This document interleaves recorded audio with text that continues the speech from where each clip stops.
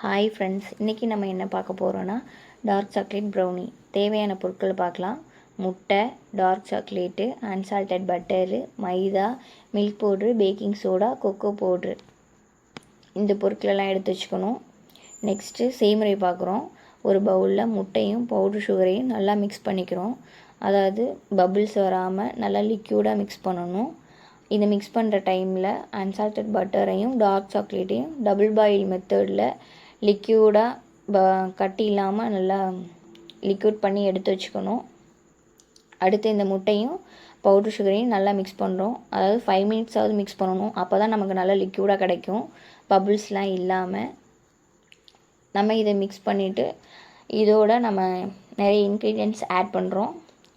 First வந்துட்டு மைதா add பண்ண போகிறோம். மைதா ஆட் பண்ணோன்னே நெக்ஸ்ட்டு கொக்கோ பவுட்ரு ஆட் பண்ணுறோம். இப்படி ஒவ்வொரு பொருளாக ஆட் பண்ணிவிட்டு நெக்ஸ்ட்டு நம்ம மிக்ஸ் பண்ண போகிறோம். கொக்கோ பவுட்ரு ஆட் பண்ணோன்னே பேக்கிங் சோடா ஆட் பண்ணுறோம். இதோட கிராம்ஸ்லாம் உங்களுக்கு தேவைன்னா கமெண்டில் கேளுங்க, நாங்கள் சென்ட் பண்ணுறோம். இதோட மில்க் பவுட்ரு ஆட் பண்ணுறோம். நாங்கள் வந்துட்டு 5 kgக்கு தக்கன ரெடி பண்ணிகிட்ருக்கோம். இப்போ எல்லா பொருளையும் சேர்த்து நல்லா மிக்ஸ் பண்ணுறோம். இதுவும் பபிள்ஸ் இல்லாமல் நல்லா லிக்யூடாக மிக்ஸ் பண்ணணும். மிக்ஸ் பண்ணும்போதே நமக்கு டிஃப்ரென்ஸ் நிறைய தெரியும். நாங்கள் இந்த 5 kgக்கான ஆர்டர் வந்துட்டு எங்களுக்கு இன்ஸ்டாகிராம் மூலமாக கோயம்புத்தூர்லேருந்து கிடச்சிச்சு. இது செகண்ட் டைமாக நாங்கள் அவங்களுக்கு டெலிவரி பண்ண போகிறோம். டேஸ்ட் நல்லா இருக்குன்னு சொல்லிட்டு எங்கள்கிட்ட ஆர்டர் கொடுத்துட்ருக்காங்க கோயம்புத்தூர்லேருந்து. இந்த மிக்ஸிங்கை நல்லா மிக்ஸ் பண்ணுறோம். இதுவும் 5 மினிட்ஸ் மிக்ஸ் பண்ண போகிறோம். 5 மினிட்ஸ்க்கு மேலே மிக்ஸ் பண்ணால் தான் நமக்கு நல்லா லிக்யூடாக கிடைக்கும், பபுள்ஸ்லாம் வராமல். பபுள்ஸ்லாம் இல்லாமல் இருந்தால் நமக்கு கேக் சாஃப்டாக கிடைக்கும். எங்கள்கிட்ட இந்த மிக்ஸிங்கை நல்லா மிக்ஸ் பண்ணோன்னே நம்ம டார்க் சாக்லேட்டும் அன்சால்டட் பட்டரையும் டபுள் பாயில் மெத்தடில் லிக்யூட் பண்ணி வச்சதை எடுத்துகிட்டு அது நல்லா ஆறி இருக்கும். நம்ம எடுத்துகிட்டு அது கட்டி இல்லாமல் இருக்கா என்னன்னு சொல்லி செக் பண்ணிவிட்டு அதுக்கப்புறம் இந்த மிக்ஸிங்கில் ஆட் பண்ணணும். இந்த சாக்லேட்டையும் அந்த மிக்ஸிங்கையும் சேர்த்து நல்லா மிக்ஸ் பண்ண போகிறோம். சேம் அதே மாதிரி தான் இதையும் நல்லா லிக்யூடாக பபுள்ஸ்லாம் இல்லாமல் மிக்ஸ் பண்ணிக்கணும். இதோட நம்ம ஃப்ளேவருக்காக எக் ஸ்மெல்லு தெரியக்கூடாதுங்கிறதுக்காக வெனிலா எசன்ஸ் ஆட் பண்ண போகிறோம். வெனிலா எசன்ஸ் சேர்த்தோன்னா நமக்கு ஸ்மெல்லு சூப்பராக கிடைக்கும். வெனிலா எசன்ஸ் ஆட் பண்ணோன்னே இந்த மிக்ஸிங்கை நல்லா மிக்ஸ் பண்ணிக்கிறோம். எங்கள்கிட்ட வந்துட்டு 5 வெரைட்டிஸ் ஆஃப் ப்ரௌனி கிடைக்கிது. எக்லெஸ் கேக்ஸ் அவைலபிளாக இருக்குது.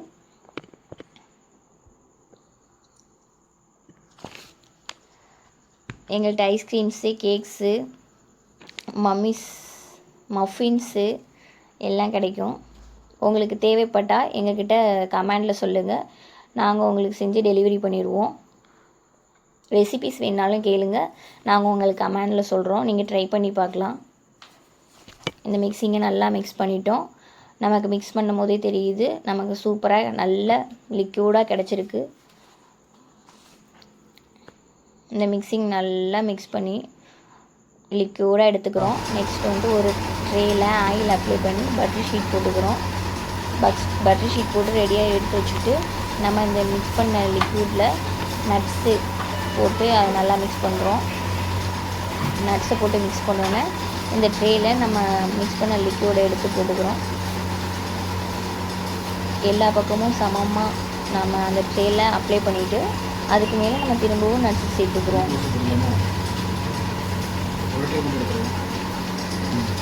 இது பண்ணிட்டு இருக்கிறது இந்த மிக்ஸிங் பண்ணுறதுக்கு முன்னாடியே அவனை ப்ரீ ஹீட் பண்ணணும்.